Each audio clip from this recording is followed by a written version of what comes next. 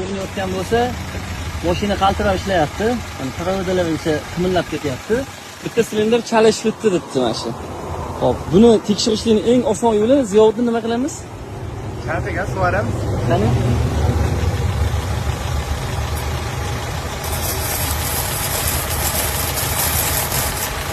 Ko'ryapsan? Injektor hovuz o'rtdi. Hovuz o'rtganligi uchun mashina qaltiribdi. Buni tekshirishning ikkita yo'li bor. Birinchisi suv quyib tekshiriladi, ikkinchisi mashina benzinga harakatlanadigan bo'lsa, benzinga olsa, gazda havo so'rasa ham benzinda havo so'ramaydi. Undan ham ko'ra eng oson yo'li suv quyib tekshirish. Tushundingmi? Bu muammoni deb motorini ochgan odamlar o'shancha. Galovkasini ko'targan kishilar o'shancha. Shuning uchun birinchi kelgan paytda eng oson narsadan boshlanadi. Diagnoz qo'yishlik. Eng arzon va oson narsadan boshlanadi. Tushunarli? Ma'lum, sen uchun manfaatli bo'ldim. Yosh o'sib kelayotgan kadrlardan